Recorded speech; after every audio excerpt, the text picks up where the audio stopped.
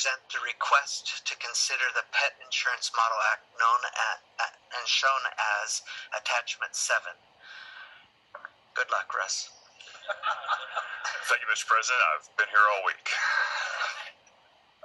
I'd like to start with a bit of history of this Model Act.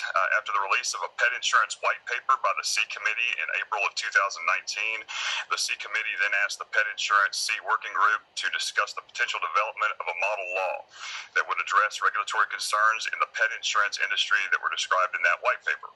The Pet Insurance Working Group was officially tasked with drafting a model in August 2019, and since then, the Pet Insurance Working Group has held 26 meetings with active participation from industry, consumer representatives, producers, and veterinarian groups.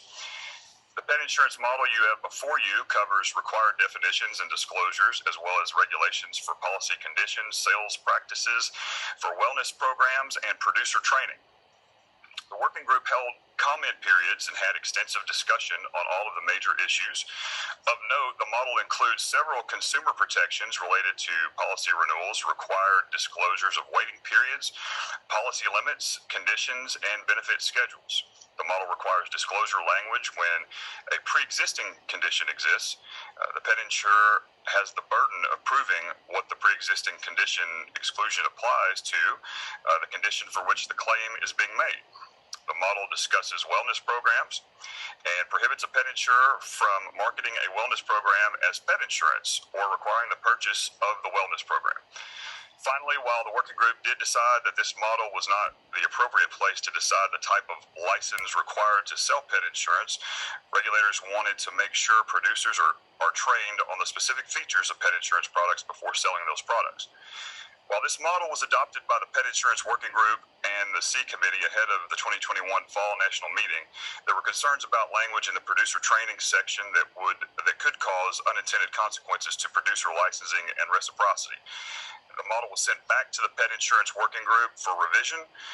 After discussions about the concerns related to the producer licensing language, the working group adopted the Pet Insurance Model Act with revisions to the producer training section, which now includes required training topics for pet insurance producers and language that allows for the training requirements to be satisfied by substantially similar requirements in another state.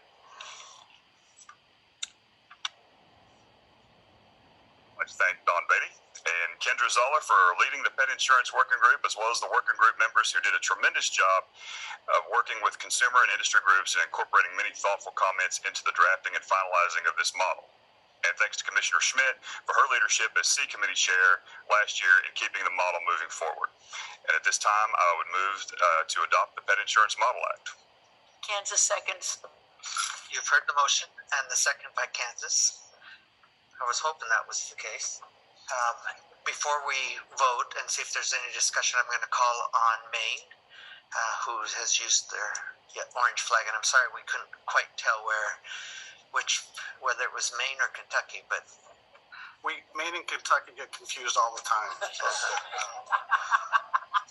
Thank you, Mr. President. I have not had a chance to use the flag thing, so I wanted to try that out and see how it worked.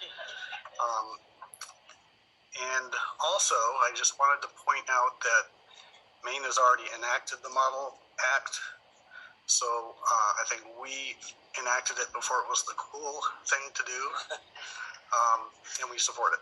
Thank you. Okay. Thank you. All right. Is there any other discussion? We have one motion before us.